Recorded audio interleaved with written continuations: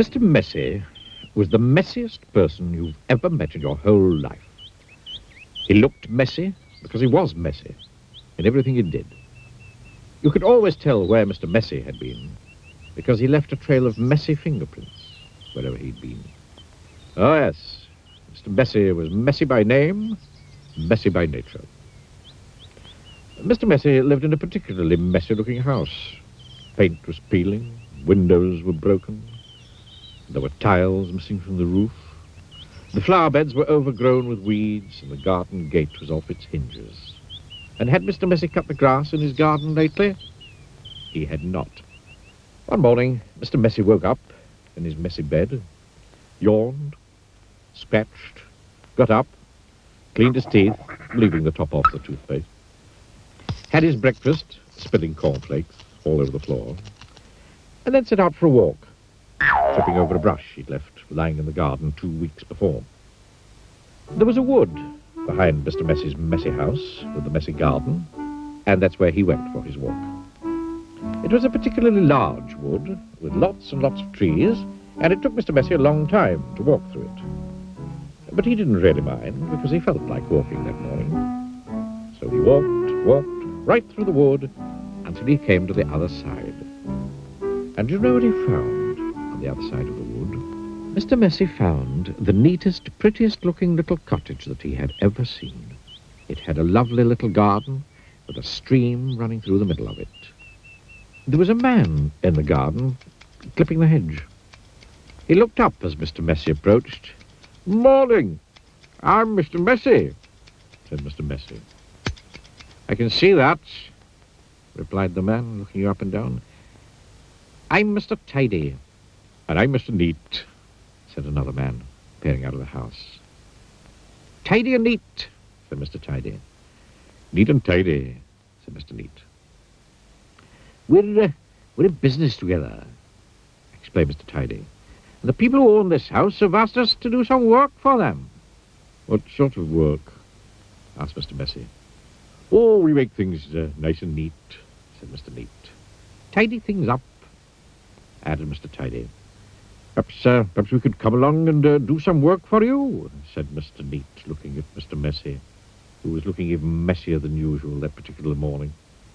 "But I know one thing is neat and tidy," said Mr. Messy, looking downright miserable at the thought of it. "Nonsense," said Mr. Tidy. "Fiddlesticks," said Mr. Neat. "But," said Mr. Messy. "Come along," said Mr. Neat. "Off we go," said Mr. Tidy. But, said Mr. Messy. "But nothing," said Mr. Neat.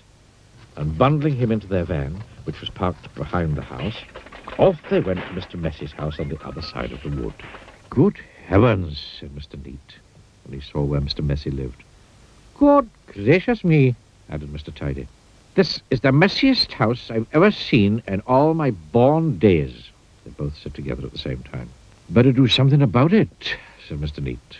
And before Mr. Messy could open his mouth, the two of them were rushing here and there about Mr. Messy's house.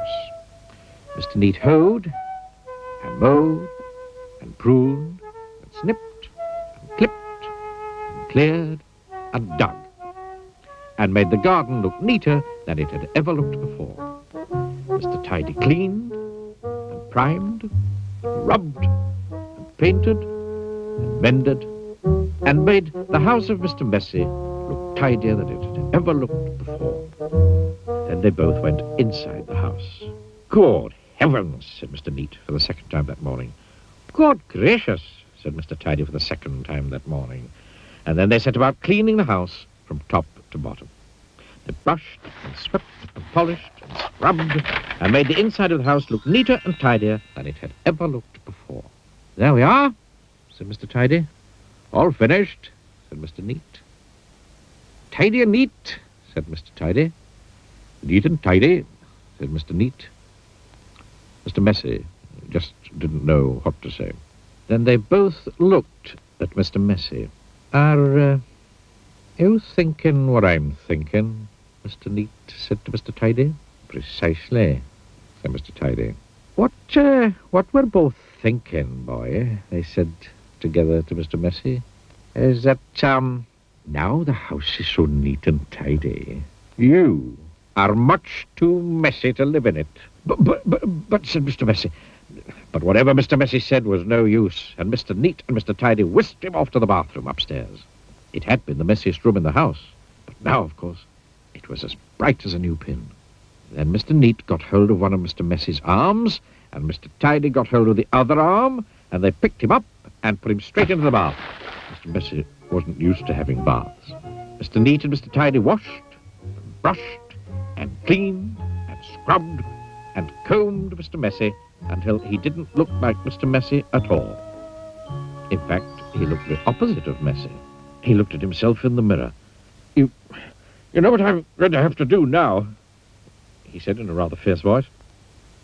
Mr. Neat and Mr. Tidy looked worried. What are you going to have to do? They asked Mr. Messy. I'm going to have to change my name, said Mr. Messy. And they chuckled. And Mr. Neat and Mr. Tidy chuckled. Then Mr. Messy laughed. And Mr. Neat and Mr. Tidy laughed. And they all laughed together and became the best of friends.